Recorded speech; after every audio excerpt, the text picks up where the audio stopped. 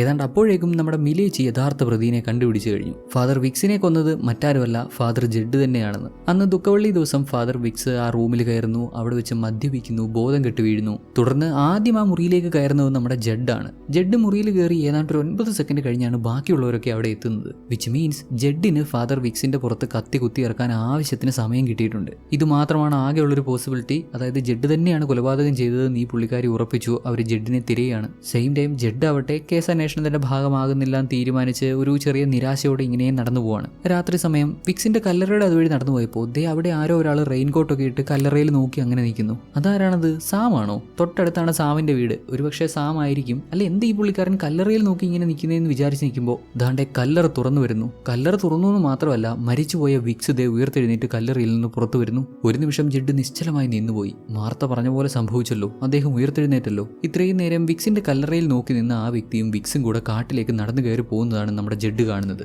അവനും പിന്നാലെ ഓടിച്ചെന്നു. മഴയായതുകൊണ്ട് അവിടെ തെന്നിയടിച്ച് വീഴുന്നുണ്ട്. ചാടി എണീറ്റ് വിക്സ് ഒക്കെ കയറിപ്പോയി ആ വഴി പോകാൻ തുടങ്ങിയപ്പോൾ ആരോ ഇവന്റെ മുഖത്തടിച്ച് ഇവനെ വീഴ്ത്തി. പിന്നീട് കുറച്ച് സമയത്തേക്ക് പാതി ബോധത്തിൽ നമ്മുടെ ജെഡിന് ഉയർത്തെഴുന്നേറ്റ് വന്ന വിക്സിനെ കാണാൻ പറ്റുന്നുണ്ട്. ദെൻ പൂർണ്ണ ബോധത്തോടെ ജെഡ് കണ്ണു തുറന്നു നോക്കിയപ്പോൾ സാംസൺ അവിടെ വീണ് കിടക്കുന്നു എന്ന് മാത്രമല്ല, അദ്ദേഹത്തിന്റെ നെഞ്ചിലേക്ക് ഒരു കത്തി കുത്തി ഇറങ്ങിയിട്ടുമുണ്ട്. അത് നമ്മുടെ ജെഡാണ് പിടിച്ചിരിക്കുന്നത്. പൂർണ്ണ ബോധമില്ലാത്ത അവസ്ഥയിൽ ജെഡിന് പറ്റിയൊരു കൈപ്പിഴ. അദ്ദേഹം സാംസണെ കൊന്നുകളഞ്ഞു. മനഃപൂർവ്വം പറ്റിയതല്ല. വെട്ടവും വെളിച്ചവും ഇല്ലാത്തപ്പോൾ ആ ഇരുട്ടിനിടയിൽ എന്തൊക്കെയോ സംഭവിച്ചതാണ്. ആ സമയത്ത് അവന്റെ കയ്യിൽ കിട്ടിയത് ആയുധമാണെന്ന് പോലും ഓർക്കാതെ അതെടുത്ത് വീശിയിട്ടുണ്ടാവണം. ചെന്ന് കയറിയതോ സാംസന്റെ നെഞ്ചത്ത്. പേടിച്ച് വരേണ്ട ജെഡ് അവിടെ ഓടിപ്പോയി. അധികം താമസിയാതെ നമ്മുടെ ബ്ലാങ്കും അങ്ങോട്ട് വരുന്നുണ്ട്. ഫിക്സിന്റെ കല്ലറ തുറന്നിരിക്കുന്നതും സാംസൺ മരിച്ചു കിടക്കുന്നതും കണ്ട് ഇവരും ആകെ അങ്ങ് ഷോക്കായി. ഇതെല്ലാം പറഞ്ഞ് അങ്ങോട്ട് വരുന്ന മാർത്ത ഹല്ലേലൂയ പാടാൻ തുടങ്ങി. പുള്ളിക്കാരി പ്രതീക്ഷിച്ച പോലെ, പുള്ളിക്കാരി ആഗ്രഹിച്ച പോലെ വിക്സ് ഉയർത്തെഴുന്നേറ്റല്ലോ. എന്നാൽ അധികം താമസിയാതെ സാംസൺ മരിച്ചു എന്നുള്ള വാർത്ത അറിഞ്ഞ് ഒരുപാട് അങ്ങ് പൊട്ടിത്തെറിക്കുന്നുണ്ട്. ഇവർക്ക് സാംസനെ ഒരുപാട് ഇഷ്ടമായിരുന്നല്ലോ. വിക്സ് ഉയർത്തെഴുന്നേറ്റ് വന്നപ്പോൾ സാംസൺ മരിച്ചിരിക്കുന്നു. ഓൾറെഡി ഈ മാർത്തയ്ക്ക് എന്തൊക്കെയോ കുഴപ്പമുള്ളതായിട്ടാണ് നമുക്ക് മനസ്സിലായിട്ടുള്ളത്.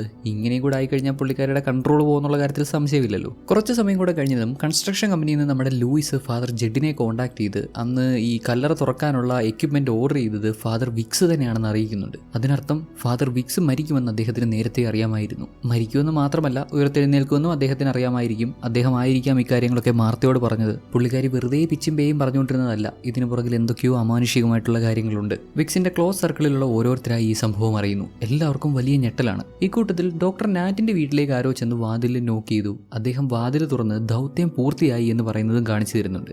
എന്ത് ദൗത്യം? വിക്സ് ഉയർത്തെഴുന്നേറ്റതിനെ പറ്റിയാണോ ഇങ്ങനെ പറയുന്നത്? അതിനർത്ഥം വിക്സിനെയും മാർത്തയും കൂടാതെ ഡോക്ടർ നാറ്റിനും എന്തൊക്കെയോ അറിയാം. ഡോക്ടർ നാറ്റിന്റെ വീട്ടിലേക്ക് ഇപ്പൊ ചെന്നിരിക്കുന്ന വ്യക്തി ആരാണെങ്കിലും അവർക്കും എന്തൊക്കെയോ ഐഡിയ ഉണ്ട്. ഇങ്ങനെയൊക്കെയാണ് സംഭവിക്കാൻ പോകുന്നതെന്ന് ഇവർക്ക് മുൻധാരണ ഉണ്ടായിരുന്ന പോലെ. ഇതേസമയം പോലീസ് സ്റ്റേഷനിൽ സാംസന്റെ വീടിന്റെ അവിടെ വെച്ചിരുന്ന മോഷൻ ക്യാമറയിൽ പതിഞ്ഞ വിഷ്വൽസ് ഒക്കെ അവർ പരിശോധിക്കുന്നുണ്ട്. ആ ഏരിയയിൽ മൂവ്മെന്റ് ഉണ്ടാവുന്ന സമയത്ത് ക്യാമറ തനിയെ ഓണായി വിഷ്വൽസ് ക്യാപ്ചർ ചെയ്യും. ഈ രാത്രിയിലെ 2 വിഷ്വൽസ് ആണ് അവർക്ക് കിട്ടിയിട്ടുള്ളത്. ഒന്ന് ഫാദർ വിക്സ് കല്ലറ തുറന്ന് പുറത്തു വരുന്നതും, മറ്റൊന്ന് വിക്സ് ഉയർത്തെഴുന്നേറ്റ് വരുന്നത് കണ്ട് ജെഡ് അങ്ങോട്ട് ഓടിച്ചെന്ന് തെന്നിയടിച്ച് വീഴുന്നതും വിക്സ് ഒക്കെ കയറിപ്പോയ വഴി അവർക്ക് പിന്നാലെ കയറി പോകുന്നതുമാണ്. കൂടാതെ സാംസന്റെ മൃതദേഹത്തിലുള്ള കത്തിയിൽ നിന്ന് ജെഡിന്റെ ഫിംഗർ പ്രിന്റും കിട്ടി. സോ സാംസനെ കൊന്നത് ജെഡ് തന്നെയാണെന്ന് ഉറപ്പിക്കാം. അയാളെ കണ്ടുപിടിക്കാനുള്ള ശ്രമങ്ങൾ തുടരുന്നു. ഇതേ സമയം ജെഡ് കീഴടങ്ങാൻ പോലീസ് സ്റ്റേഷനിൽ വരുവാണ്. മിലേച്ചിയുടെ കൺമുന്നിൽ പെടുന്നതിന് മുമ്പ് ബ്ലാങ്ക് അവനെ കണ്ടു. തൽക്കാലം പോലീസ് സ്റ്റേഷനിൽ കീഴടങ്ങേണ്ട വളരെ പ്രധാനപ്പെട്ട കുറച്ച് കാര്യങ്ങളുണ്ട് എന്ന് പറഞ്ഞ് അദ്ദേഹം ഇവനെയും കൂട്ടി നേരെ ഡോക്ടർ നാറ്റിന്റെ വീട്ടിലേക്ക് പോകുന്നു. അവിടെ ചെന്ന് നോക്കിയപ്പോൾ വീട് മുഴുവൻ ഒരുമാതിരി അലങ്കോലമായിട്ട് കിടക്കുന്നു. വോൾസിൽ വെച്ചിരുന്ന പിക്ചേഴ്സ് ഒക്കെ താഴെ വീണ് പൊട്ടി കുപ്പിച്ചിലൊക്കെ ആയിട്ട് ആകെ മൊത്തത്തിൽ ഒരു അറ്റാക്ക് നടന്ന എല്ലാ ലക്ഷണവും ഉണ്ട്. വീടിന്റെ ബേസ്മെന്റിൽ ഇറങ്ങി നോക്കിയപ്പോഴാവട്ടെ ഇവിടെ ഫാദർ വിക്സിന്റെ മൃതദേഹം. ഉയർത്തെഴുന്നേറ്റ് വന്ന മനുഷ്യൻ പിന്നെയും മരിച്ചു എന്ന് മാത്രമല്ല, ഡോക്ടർ നാറ്റിനെ എന്തോ ഒരു തരത്തിലുള്ള ആസിഡിലേക്ക് മുക്കി കൊന്നിരിക്കുന്നു. ഡോക്ടറിന്റെ അസ്ഥികൂടം മാത്രമാണ് ഇപ്പോൾ ബാക്കിയുള്ളത്. ഇതിനിപ്പോൾ എന്ത് തേങ്ങയാണോ? ഇങ്ങനെ ഉയർത്തെഴുന്നേറ്റ് വന്നത് നാറ്റിനെ കൊല്ലാനായിരുന്നു. അതും ഇങ്ങനെ നരകിപ്പിച്ച് കൊന്നേക്കുന്നു. ശരീരത്തെ ദശയും തൊലിയും എല്ലാം ആസിഡിൽ ഉരുകി ഉരുകി ഉരുകി അങ്ങനെ അത്രയും വേദന സഹിച്ച് ജീവനോടെ ഒരു മനുഷ്യൻ വെന്ത് മരിച്ചിരിക്കുന്നു. ചത്തുപോയവൻ തിരിച്ചു വന്ന് കൊന്നിട്ട് വീണ്ടും ചത്തുപോയി. ഇങ്ങനെ തുടർച്ചയായ മരണങ്ങൾ, കൊലപാതകങ്ങൾ ഇതെല്ലാം കണ്ട് മനസ്സുമെടുക്കുന്ന ജെഡ് തിരിച്ച് പള്ളിയിലേക്ക് പോകുന്നു. കീഴടങ്ങാൻ തീരുമാനിച്ചു. ഓൾമോസ്റ്റ് എല്ലാവരും ഇപ്പോൾ പള്ളിയിലുണ്ട്. അടുത്ത പകൽ പോലീസുകാരും വന്ന് ഇദ്ദേഹത്തെ അറസ്റ്റ് ചെയ്യുന്നു. കൺഫസ് ചെയ്യാനുണ്ടെങ്കിൽ പള്ളിയിൽ വെച്ച് തന്നെ കൺഫസ് ചെയ്യാൻ പറഞ്ഞപ്പോൾ ഇദ്ദേഹം പണ്ട് ബോക്സിംഗ് റിംഗിൽ വെച്ച് ഒരു മനുഷ്യനെ കൊന്നു, അതിന്റെ പാപഫലമാണ് ഇദ്ദേഹത്തെ വേട്ടയാടുന്നത് എന്നൊക്കെ പറഞ്ഞ് സംസാരിച്ചപ്പോൾ നമ്മുടെ ബ്ലാങ്ക് ഇടയ്ക്ക് കയറി എന്താണ് യഥാർത്ഥത്തിൽ സംഭവിച്ചത് എന്ന് കണ്ടുപിടിച്ച് പറയാണ്. അന്ന് ദുഃഖവെള്ളി ദിവസം ഫാദർ വിക്സ് ആ ഒരു ചെറിയ റൂമിൽ കയറി ആള് സ്ഥിരമായി ചെയ്യാറുള്ള പോലെ മദ്യപിച്ചു. എന്നാൽ പതിവിന് വിപരീതമായി അദ്ദേഹത്തിന്റെ മദ്യത്തിൽ മയക്കാനുള്ള മരുന്ന് കലർത്തിയിരുന്നു. അതുകൊണ്ടാണ് അദ്ദേഹം ബോധം കെട്ട് വീണത്. ആ കാഴ്ച കണ്ട ആദ്യം മുറിക്കുള്ളിൽ കയറുന്നത് നമ്മുടെ ജെഡാണ്. പുള്ളിക്കാരൻ കയറി നോക്കുമ്പോൾ തന്നെ വിക്സിന്റെ പുറത്ത് ആ ഒരു ഡെവിൽ ഹെഡ് കാണാം. ആ ഒരു വൂൾഫ് ഹെഡ് ഉണ്ട്. ഫാദർ ജെഡ് ഉൾപ്പെടെ ബാക്കിയുള്ളവരൊക്കെ വിക്സ് മരിച്ചു എന്ന് കരുതിയെങ്കിലും ആ ഒരു ടൈം വരെയും വിക്സ് മരിച്ചിട്ടില്ലായിരുന്നു. അദ്ദേഹം ജസ്റ്റ് ബോധം കെട്ട് കിടക്കുമായിരുന്നു. പിന്നെ ആ ബ്ലഡ് കണ്ടത് അത് ശരിക്കും വിക്സിന്റെ പുറത്ത് വെച്ചിരുന്ന ആ ഒരു ഡെവിൽ ഹെഡിൽ നിന്ന് വന്ന ബ്ലഡാണ്, അല്ലാതെ വിക്സിന്റെ ബ്ലഡ് അല്ല. നമ്മൾ ഇതുവരെയും ശ്രദ്ധിച്ചത് ഒരൊറ്റ വൂൾഫ് ഹെഡ് മാത്രമല്ലേ, ബാറിൽ ലാമ്പിന്റെ മണ്ടയ്ക്ക് അലങ്കാര വസ്തുവായിട്ട് വെച്ചിരിക്കുന്ന വൂൾഫ് ഹെഡ്. എന്നാൽ ശരിക്കും 2 വൂൾഫ് ഹെഡ് ഉണ്ട്. ബാറിലെ 2 ലാമ്പിന്റെ മുകളിലുള്ള വൂൾഫ് ഹെഡ് മിസ്സിംഗ് ആണെന്ന് നേരത്തെ തന്നെ നമ്മുടെ ഹീറോയ്ക്ക് മനസ്സിലായിരുന്നു. ഈ 2 എണ്ണത്തിലും റെഡ് പെയിന്റ് അടിച്ച് ഒരെണ്ണത്തിൽ കത്തി അറ്റാച്ച് ചെയ്തു, മറ്റൊന്നിൽ ബ്ലഡ് മാത്രം നിറച്ച് വിക്സിന്റെ കുപ്പായത്തോടൊപ്പം ഓൾറെഡി കണക്ട് ചെയ്തിരുന്നു. വിക്സ് ബോധം കെട്ട് താഴെ വീണപ്പോൾ ഡെവിൽ ഹെഡിലുണ്ടായിരുന്ന ബ്ലഡ് പുറത്തു വന്നു. സ്വാഭാവികമായിട്ടും ആദ്യം ഇങ്ങനെ കണ്ട നമ്മുടെ ജെഡ് വിചാരിച്ചു ഇത് വിക്സിന്റെ ബ്ലഡ് ആണെന്ന്. എന്നാൽ അന്ന് ആ റൂമിൽ വെച്ച് ജെഡ് ആ ഒരു ഡെവിൽ ഹെഡിൽ തൊടാൻ തുടങ്ങിയപ്പോൾ ഡോക്ടർ അവനെ തടയുന്നുണ്ടായിരുന്നല്ലോ. ജെഡിനോട് പുറത്തിറങ്ങാൻ പറഞ്ഞു. ഡോക്ടർ അകത്ത് കയറി. ഡോക്ടർ അകത്ത് കയറിയ സമയം പുറത്തുണ്ടായിരുന്ന മാർത്ത ആ ഒരു വൂൾഫ് ഹെഡ് കണ്ടിട്ട് അലറി വിളിക്കുന്നുണ്ട്. മാർത്ത അലറി വിളിച്ചപ്പോൾ എല്ലാവരുടെയും ശ്രദ്ധ മാർത്തയിലേക്കായി. ഈ ഒരു ചെറിയ ഗ്യാപ്പിൽ അകത്ത് കയറിയ ഡോക്ടർ നാറ്റ് വിക്സിന്റെ പുറത്തുണ്ടായിരുന്ന ആ ഒരു ബ്ലഡ് നിറച്ച വൂൾഫ് ഹെഡ് മാറ്റിയിട്ട് കത്തി കണക്ട് ചെയ്ത വൂൾഫ് ഹെഡ് വിക്സിന്റെ ശരീരത്തിലേക്ക് കുത്തിത്തറച്ച് അങ്ങനെയാണ് അദ്ദേഹത്തെ കൊലപ്പെടുത്തുന്നത്. യഥാർത്ഥത്തിൽ കിട്ടിയ അവസരം മുതലാക്കി മറ്റാരുടെയും ശ്രദ്ധയിൽപ്പെടാതെ അതിവിദഗ്ധമായി ഡോക്ടർ നാറ്റാണ് വിക്സിനെ കൊല്ലുന്നത്. ഓക്കെ ശരി, അങ്ങനെയെങ്കിൽ എന്തിനു കൊന്നു? യഥാർത്ഥത്തിൽ വിക്സ് ഉയർത്തെഴുന്നേറ്റോ? അദ്ദേഹം വീണ്ടും ജീവിച്ചു വന്നു എന്നുള്ളത് സത്യമാണോ? ഇപ്പോഴും ഉത്തരമില്ലാത്ത ഇങ്ങനെ കുറെ ചോദ്യങ്ങളുണ്ടല്ലോ. ഇതിനൊക്കെ ഉത്തരം പറയാൻ തുടങ്ങിയപ്പോൾ പെട്ടെന്ന് നമ്മുടെ ബ്ലാങ്കിന് മുന്നിലേക്ക് വലിയൊരു പ്രകാശം വരുവാണ്. ഒരു നിമിഷം ഇദ്ദേഹം അങ്ങ് സ്റ്റക്കായി പോയി. പിന്നീട് പറയുന്നത് ഈ കേസ് തനിക്ക് സോൾവ് ചെയ്യാൻ പറ്റില്ല എന്നാണ്. ഇയാളുടെ മറുപടി കേട്ട് സൈ പ്രത്യേകം എടുത്ത് ചോദിക്കുന്നുണ്ട്, അതിനർത്ഥം വിക്സ് ഉയർത്തെഴുന്നേറ്റൊന്നും നിങ്ങൾ സമ്മതിക്കുന്നുണ്ടോ? ബ്ലാങ്കിന്റെ മറുപടിയോ? ഇദ്ദേഹം പറയുന്നത് ഇദ്ദേഹത്തിന് ഈ കേസ് സോൾവ് ചെയ്യാൻ സാധിക്കത്തില്ല എന്നാണെന്ന്. ഇതൊരു പ്രോപ്പർ മറുപടിയല്ല, ചോദ്യങ്ങൾക്കുള്ള ഉത്തരമല്ല. പ്രോപ്പറായിട്ടുള്ള ഉത്തരമില്ലാത്തതുകൊണ്ട് എന്താണ് യഥാർത്ഥത്തിൽ സംഭവിച്ചത് എന്നുള്ളതിന് തെളിവ് സഹിതമുള്ള ആൻസർ ഇല്ലാത്തതുകൊണ്ട് വിക്സ് ഉയർത്തെഴുന്നേറ്റ് വന്നതാണ് എന്ന് പറയാൻ പറ്റും. മതിയല്ലോ, മാധ്യമങ്ങളിലടക്കം വാർത്ത വരുന്നുണ്ട്. വിക്സ് ഉയർത്തെഴുന്നേറ്റു, വലിയൊരു അത്ഭുതം നടന്നു, അത് ഇത് ഇനിയിപ്പോൾ പലതരത്തിലുള്ള കഥകൾ പ്രചരിക്കും. ഇതുവരെ ബ്ലാങ്കിന് എന്തൊക്കെയോ മനസ്സിലാക്കാൻ പറ്റി. പൂർണ്ണമായ ഒരു ഉത്തരം പറയാതെ പുള്ളിക്കാരൻ എന്തൊക്കെയോ പറഞ്ഞു വെച്ചു. അദ്ദേഹം ബാക്കി വെച്ച കഥ അല്ലെങ്കിൽ അദ്ദേഹം പറയാതിരുന്ന സത്യം പറയാൻ ഒരാൾ വരുന്നുണ്ട്, മാർത്ത തന്നെ. പുള്ളിക്കാരിക്ക് എന്തൊക്കെയോ വലിയ വലിയ സത്യങ്ങൾ തുറന്നു പറയാനുണ്ടെന്ന്. യഥാർത്ഥത്തിൽ സംഭവിച്ച കാര്യങ്ങളൊക്കെ ബ്ലാങ്ക് ഓൾറെഡി മനസ്സിലാക്കിയിരുന്നെങ്കിലും മാർത്തയെ കൊണ്ട് തന്നെ എല്ലാം തുറന്നു പറയുവാനുള്ള ഒരു അടവായിരുന്നു ഇത്. കഥ പൂർണ്ണമായി മനസ്സിലാകണമെങ്കിൽ ഒരുപാട് വർഷം പുറകോട്ട് പോകണം. പണ്ട് പ്രെന്റിസ് ഇവിടെ പ്രീസ്റ്റ് ആയിരുന്ന ആ ഒരു കാലഘട്ടം. അദ്ദേഹത്തിന് ഒത്തിരി വിലപിടിപ്പുള്ള സ്വത്തുക്കളുണ്ടെന്ന് പറഞ്ഞിരുന്നല്ലോ. അതെല്ലാം വിറ്റഴിച്ച് പുള്ളിക്കാരൻ അതിന് പകരം ഒരു ഡയമണ്ട് വാങ്ങി, ഒരു കൈൻഡ് ഓഫ് രത്നം, ഒരു ജുവൽ. പണവും അധികാരവും ഒക്കെ ശാപമാണ് എന്ന് കരുതിയിരുന്ന അദ്ദേഹം തന്റെ തലമുറകളെ ഇതിൽ നിന്ന് രക്ഷപ്പെടുത്താൻ വേണ്ടി ഈ രത്നം ഒളിപ്പിച്ചു വെച്ചു. എവിടെയെന്നോ പുള്ളിക്കാരൻ അതെടുത്തും കഴിച്ചു. ഇതെല്ലാം നമ്മുടെ മാർത്ത കാണുന്നുണ്ട്. മാർത്തയുടെ മുന്നിൽ വെച്ചാണ് പ്രെന്റിസ് ഈ രക്തം കഴിക്കുന്നത്. കഴിച്ച ഉടനെ തന്നെ അദ്ദേഹം മരിച്ചു വീഴുന്നുണ്ട്. പ്രെന്റിസിന്റെ മരണശേഷം ആളുടെ സ്വത്തെല്ലാം സ്വന്തമാക്കാൻ ശ്രമിക്കുന്ന ഗ്രേസ്, പ്രെന്റിസ് ഓൾറെഡി തന്റെ സ്വത്തുക്കളെല്ലാം വിറ്റ് വലിയൊരു തുകയ്ക്ക് ഒരു ജുവൽ വാങ്ങിയിരുന്നു എന്ന് മനസ്സിലാക്കുന്നുണ്ട്. എങ്ങനെയെന്നാൽ ഈവ്സ് ആപ്പിൾ എന്ന് എഴുതിയിരുന്ന ജീസസിന്റെ പ്രതിമ സൂക്ഷിച്ചിരുന്ന ഒരു ക്രിസ്റ്റൽ ബോൾ ഉണ്ടല്ലോ, അതിന്റെ ഔട്ടർ ബോക്സ് വളരെ എക്സ്പെൻസീവ് ആണ്. ഇത്രയും എക്സ്പെൻസീവ് ആയിട്ടുള്ള ബോക്സ് വാങ്ങിയിട്ടുണ്ടെങ്കിൽ തീർച്ചയായും ഇതിനുള്ളിൽ സൂക്ഷിച്ചിട്ടുള്ള സാധനം അത്രത്തോളം വിലപിടിപ്പുള്ളതായിരിക്കണം.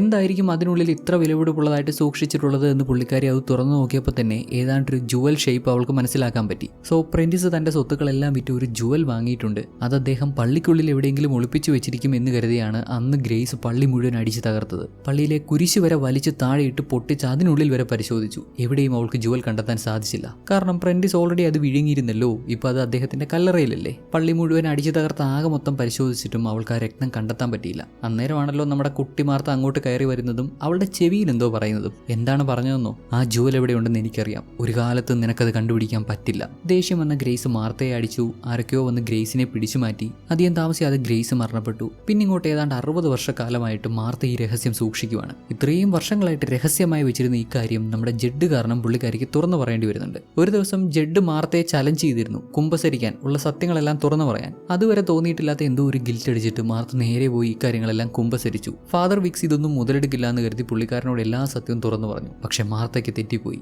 വിക്സിനും സ്വത്ത് തന്നെയാണ് പ്രധാനം. പണത്തിനാണ് അദ്ദേഹവും പ്രാധാന്യം കൊടുക്കുന്നത്. വിക്സിന്റെ മുത്തശ്ശൻ വിഴുങ്ങിയ ഡയമണ്ട് പുറത്തെടുക്കാൻ കല്ലറ തുറക്കാൻ വേണ്ടി എക്യുപ്മെന്റ് ഓർഡർ ചെയ്തതും വിക്സ് തന്നെയാണ്. അവിടെയാണ് ആ കൺഫ്യൂഷൻ വന്നത്. വിക്സിന്റെ മരണം മുൻകൂട്ടി അറിഞ്ഞ് ആരെങ്കിലും ഓർഡർ ചെയ്തതാണോ എന്ന്. ഇതെല്ലാം മനസ്സിലാക്കിയ മാർത്ത ചർച്ച് സേവ് ചെയ്യണമെന്ന് തീരുമാനിച്ചു. പണം, സ്വത്ത്, സമ്പത്ത്, അതുമൂലം ഉണ്ടാകുന്ന പ്രശ്നങ്ങൾ, സഭയിലെ വൈദികൻ തന്നെ അതിന് പുറകെ പോകുന്നത്, അതൊക്കെ വലിയ പ്രശ്നമല്ലേ. പ്രെന്റിസ് ഇങ്ങനെയൊന്നുമല്ല ആഗ്രഹിച്ചത്. അദ്ദേഹം ആ ജുവൽ ഒളിപ്പിച്ചു വെച്ചതിന് വ്യക്തമായ റീസൺ ഉണ്ട്. ഒരു കാരണവശാലും അദ്ദേഹത്തിന്റെ ആഗ്രഹങ്ങൾക്ക് വിരുദ്ധമായി ഒന്നും സംഭവിക്കരുത് എന്നുള്ള മാർത്തയുടെ നിർബന്ധമാണ് വിക്സിന്റെ കൊലപാതകത്തിലേക്ക് കാര്യങ്ങൾ എത്തിക്കുന്നത്. അധികം ആർക്കും സംശയം തോന്നാത്ത വിധം ഒരു മിസ്റ്റീരിയസ് കൊലപാതകം ക്രിയേറ്റ് ചെയ്യാൻ പുള്ളിക്കാരിക്ക് സഹായകമായത് ദ ഹോളോ മാൻ എന്ന ബുക്കും. വിക്സിനെ കൊല്ലണം, എന്നാൽ അതേസമയം അതൊരു മിസ്റ്ററി ആയിരിക്കണം, അത്ഭുതമായിരിക്കണം, അദ്ദേഹം ഉയർത്തെഴുന്നേൽക്കണം. ഇങ്ങനെയൊരു കഥ ക്രിയേറ്റ് ചെയ്താൽ അത് ചർച്ചിന് എന്നേക്കും നല്ലതാണ്. അങ്ങനെ ഡോക്ടർ നാറ്റിന്റെയും സാംസന്റെയും സഹായത്തോടെ മാർത്ത പ്ലാൻ തയ്യാറാക്കി. വിക്സിനെ കൊന്നു. പോലീസും മെഡിക്കൽ ടീമും അദ്ദേഹത്തിന്റെ ഡെഡ് ബോഡി കൊണ്ടുപോയി മരണം സ്ഥിരീകരിച്ചു. എന്നാൽ അദ്ദേഹത്തിന്റെ സംസ്കാര ചടങ്ങുകൾക്ക് തൊട്ടുമുമ്പ് ശവപ്പെട്ടിയിൽ നിന്ന് വിക്സിന്റെ ശരീരം മാറ്റിയിട്ട് സാംസനെ അവിടെ കിടത്തി. സാമിന് മാർത്തയെ ഒരുപാട് ഇഷ്ടമല്ലേ. മാർത്ത പറഞ്ഞാൽ പുള്ളിക്കാരിക്ക് വേണ്ടി അങ്ങേര് എന്തും ചെയ്യും, ഈവൻ ശവപ്പെട്ടി കിടക്കാൻ പറഞ്ഞാലും ചെയ്യും. അങ്ങനെ എല്ലാം ഇവരുടെ പ്ലാൻ പ്രകാരം നടക്കുവാണ്. സാംസൺ ശവപ്പെട്ടിയിൽ നിന്ന് പുറത്തിറങ്ങേണ്ട സമയമായപ്പോൾ ഡോക്ടർ നാറ്റ് അവിടെ വന്ന് അദ്ദേഹത്തിന് സിഗ്നൽ കൊടുത്തു. ആ മഴയത്ത് റെയിൻകോട്ട് ഇട്ട് വന്നത് ഡോക്ടർ നാറ്റ് ആയിരുന്നു. സാംസൺ കല്ലറയിൽ നിന്ന് പുറത്തു വന്നു. അവിടുത്തെ ക്യാമറയിൽ അത് റെക്കോർഡായി. മോഷൻ ക്യാമറയാണ്, മാത്രമല്ല ലൈറ്റിന്റെ പ്രശ്നമുള്ളതുകൊണ്ട് ഇറങ്ങി വരുന്നത് ഫാദർ വിക്സ് ആണോ സാംസൺ ആണോ എന്നുള്ള കാര്യം അത്ര അങ്ങോട്ട് ക്ലിയർ ആവത്തില്ല. 60 വർഷങ്ങൾക്ക് മുമ്പ് പ്രെന്റിസ് വിഴുങ്ങിയ രക്തവുമായാണ് സാംസൺ പുറത്തു വന്നിരിക്കുന്നത് എന്ന് കണ്ടപ്പോൾ ഡോക്ടർ നാറ്റിനൊരു മനംമാറ്റം. ആ ജുവൽ സ്വന്തമാക്കണമെന്നുള്ള അങ്ങേറെ സ്വാർത്ഥ ചിന്തയാണ് ഇവരുടെ പ്ലാൻ എല്ലാം കുളമാകാൻ കാരണം. നാറ്റ് സാംസണെ അറ്റാക്ക് ചെയ്തു. ഇതിനിടയിൽ നമ്മുടെ ജെഡ് ചെന്ന് കയറിയെങ്കിലും എക്സാക്ട്ലി അവിടെ എന്താണ് സംഭവിക്കുന്നതെന്ന് ജെഡിന് മനസ്സിലാക്കാൻ പറ്റിയില്ല. യഥാർത്ഥത്തിൽ നാറ്റാണ് സാമിനെ കൊല്ലുന്നത്. എന്നാൽ നമ്മുടെ ജെഡിന് ബോധം വന്നപ്പോൾ സാമിന്റെ നെഞ്ചിൽ തറച്ചിരിക്കുന്ന കത്തിയിൽ ജെഡ് പിടിച്ചുകൊണ്ടിരിക്കുന്ന അവസ്ഥ. അവിടെ സംഭവിച്ചത് എന്താണെന്ന് വ്യക്തമായി ഓർമ്മയില്ലാത്ത ജെഡ് സ്വാഭാവികമായിട്ടും തെറ്റിദ്ധരിച്ചു. തന്റെ കയ്യബദ്ധമാണ് സാമിന്റെ മരണത്തിന് കാരണമെന്ന് കരുതി. പോലീസും ഇതേ നിഗമനത്തിലെത്തിയെങ്കിലും മാർത്തയ്ക്ക് സംഭവം മനസ്സിലായി. നാറ്റാണ് താൻ ഏറെ ഇഷ്ടപ്പെട്ടിരുന്ന സാമിന്റെ മരണത്തിന് കാരണം എന്ന് മനസ്സിലാക്കിയ പുള്ളിക്കാരി നാറ്റിനോട് പ്രതികാരം ചെയ്യാൻ ചെന്നു. നാറ്റിന്റെ വീട്ടിൽ ചെന്ന് അതിവിദഗ്ധമായി അവനെ പറ്റിച്ച് ആസിഡിലിട്ട് അവനെ കൊന്നുകളഞ്ഞു. നാറ്റ് മാർത്തയെ കൊല്ലാൻ പ്ലാൻ ചെയ്ത് ഇവൾക്ക് കൊടുത്ത കോഫിയിൽ ഡ്രഗ് കലർത്തിയിട്ടുണ്ടായിരുന്നെങ്കിലും മാർത്ത അതിവിദഗ്ധമായി ഇത് മനസ്സിലാക്കി ഇരുവരുടെയും കോഫി കപ്പ് അങ്ങോട്ടും ഇങ്ങോട്ടും മാറ്റി വെച്ചിരുന്നു. ഓൾറെഡി നാറ്റിന്റെ വീട്ടിൽ സൂക്ഷിച്ചിരുന്ന ഫാദർ വിക്സിന്റെ ശരീരവും അവിടെ ആ ടാങ്കിനോട് ചേർത്ത് അങ്ങനെ വെച്ചു. അതോടെ കഥയാകെ മാറി മറിയുമല്ലോ. ഉയർത്തെഴുന്നേറ്റ് വന്ന ഫാദർ വിക്സ് നാറ്റിന്റെ വീട്ടിൽ ചെന്ന് അദ്ദേഹത്തെ കൊന്നുകളഞ്ഞു. നാറ്റിനെ ഇല്ലാതാക്കാൻ വേണ്ടിയാണ് ഫാദർ വിക്സ് ഉയർത്തെഴുന്നേറ്റ് വന്നത് എന്ന രീതിയിൽ കഥ പ്രചരിപ്പിക്കാം. അത്ഭുതവും നടന്നു. ആ ജുവൽ മാർത്തയ്ക്കും കിട്ടി. ഈ സത്യങ്ങളെല്ലാം മാർത്ത കൺഫസ് ചെയ്ത ഉടൻ തന്നെ പുള്ളിക്കാരി വീണു പോകുന്നുണ്ട്. ബിക്കോസ് ഡോക്ടർ നാറ്റിനെ കൊല്ലാൻ യൂസ് ചെയ്ത അതേ ഡ്രഗ് മാർത്തയും ഉപയോഗിച്ചിരുന്നു. കുറച്ചു സമയം മുമ്പ് നമ്മുടെ ബ്ലാങ്ക് സംഭവിച്ച കാര്യങ്ങൾ എങ്ങനെയൊക്കെയാണെന്ന് എല്ലാവർക്കും വിവരിച്ചു കൊടുക്കുന്നുണ്ടായിരുന്നല്ലോ. അപ്പോൾ തന്നെ അദ്ദേഹം മാർത്തയെ നോട്ടീസ് ചെയ്തിരുന്നു. പുള്ളിക്കാരി ഡ്രഗ് എടുത്തിട്ടുണ്ട് എന്ന് മനസ്സിലാക്കിയാണ് പെട്ടെന്ന് അദ്ദേഹം കഥ അവസാനിപ്പിച്ച് ഇതെല്ലാം ഒരു അത്ഭുതം എന്ന രീതിയിൽ പറഞ്ഞ് അവസാനിപ്പിച്ചത്. ശരിക്കും അവിടെ മാർത്തയ്ക്ക് എല്ലാ കാര്യങ്ങളും തുറന്നു പറയാനൊരു അവസരം കൊടുക്കുമായിരുന്നു. ഈ ഒരു രത്നം കാരണം മരണത്തിന് കീഴടങ്ങിയ എല്ലാവരുടെയും പേര് പറഞ്ഞ്, ഗ്രേസ് ഉൾപ്പെടെ എല്ലാവരുടെയും പേര് പറഞ്ഞ് ക്ഷമ ചോദിച്ച് ജുവൽ ജെഡിന്റെ കയ്യിൽ കൊടുത്ത് മാർത്ത മരിച്ചു വീണു. ഇനിയിപ്പോൾ ഈ ജുവൽ എന്ത് ചെയ്യണമെന്ന് ജെഡ് തീരുമാനിക്കട്ടെ എന്ന മട്ടിൽ നമ്മുടെ ഹീറോയും അവിടുന്ന് മാറിപ്പോയി. അങ്ങനെ 1 വർഷം കഴിഞ്ഞു പോയി. സൈഫൈ റൈറ്റർ ലീ പുതിയ പുസ്തകമൊക്കെ എഴുതി. വിക്സ് ഉയർത്തെഴുന്നേറ്റു എന്ന് ഒരുപാട് ആളുകൾ വിശ്വസിക്കുന്നത് കൊണ്ട് ഇവന്റെ പുസ്തകവും അങ്ങനെ ആ ഒരു വകുപ്പിൽ പോപ്പുലർ ആവുന്നുണ്ട്. അഡ്വക്കേറ്റ് വീര അവൾ എപ്പോഴും ആഗ്രഹിച്ചിരുന്ന പോലെ അവളുടെ കരിയർ ഫോക്കസ് ചെയ്ത് അങ്ങനെ ഒരു വഴിക്ക് പോയി. സിമോണിന്റെ വേദനയ്ക്ക് വലിയ കുറവൊന്നുമില്ലെങ്കിലും പുള്ളിക്കാരി അത്ഭുതം നടക്കാൻ കാത്തു നിൽക്കാതെ അവളുടെ കഴിവിൽ വിശ്വസിച്ച് മുന്നോട്ട് പ്രയത്നിക്കാൻ തുടങ്ങി. പിന്നെ സൈ